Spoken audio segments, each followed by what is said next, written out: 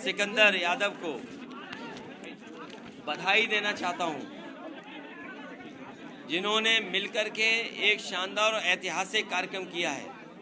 वहीं मैं अपने एक एक अधिवक्ता साथी जो हॉल में बैठे हैं, खड़े हैं और जो हॉल में नहीं आ पाए हैं, बड़ी संख्या में साथी पिछले कई घंटों से खड़े हैं, उन लोगों ने जो कार्यक्रम सफल किया, मैं उसके लिए बहुत बहुत बधाई दूंगा।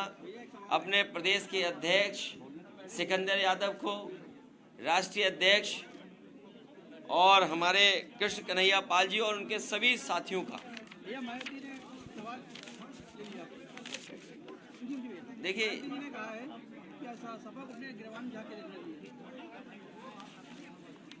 उस पर कोई चर्चा इसलिए नहीं करनी चाहिए कि आने वाले समय में गठबंधन होने जा रहा है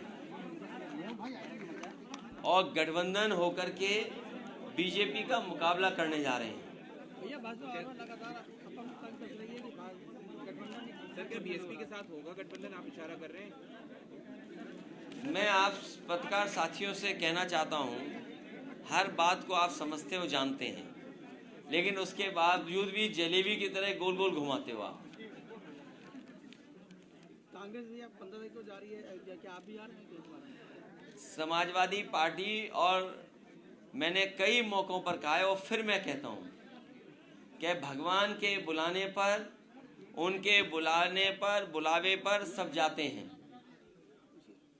उन भगवान का जब बुलावा आएगा तो हम लोग जाएंगे। सर, बीजेपी के गारंटी की सवाल लगातार कह रहे हैं कि उत्तर प्रदेश में 80 सीटें लोग जीतने जा रहे हैं, जो सरकार विकसित भारत के सपना दिखा रही हो और विकसित भारत के साथ साथ जिन्होंने ये किसानों को दावा किया हो कि उनकी आय दोगुनी हो जाएगी, क्या विकसित भारत के कैंपेनिंग में किसान है कि नहीं है? क्या विकसित भारत बिना किसान के खुशहाली के, बिना किसान के जोड़े हुए संभव है? क्या विकसित भारत में नौजवानों की बात है?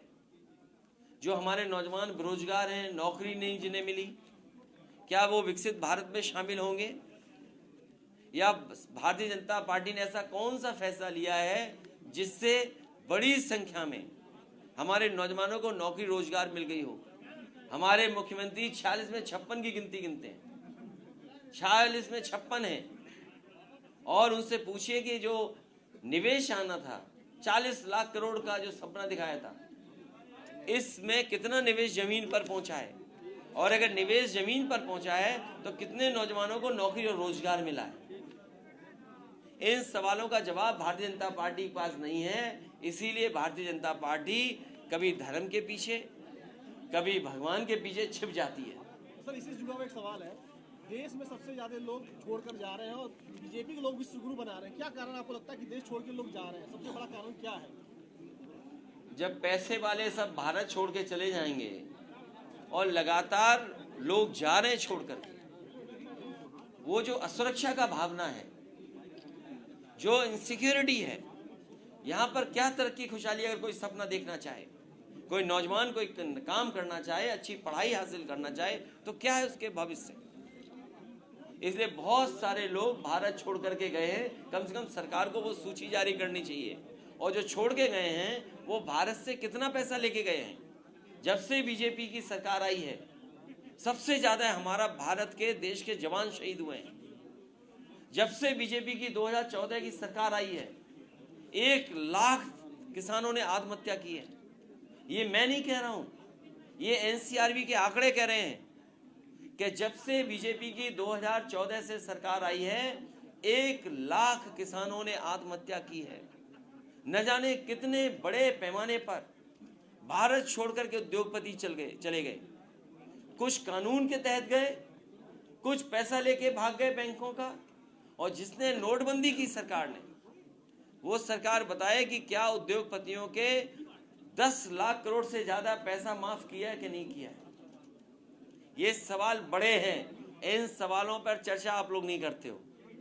सर, उत्तर प्रदेश में कहा गया था 2017 में कि 4 अंतर्राष्ट्रीय स्तर के विश्वविद्यालय बनाए जाएंगे और शिक्षा व्यवस्था लगातार गिर रही है, चाहे किसी भी सेक्टर की आप देख लें। इसको आप कैसे देखते हैं भविष्य के लिए भारत के?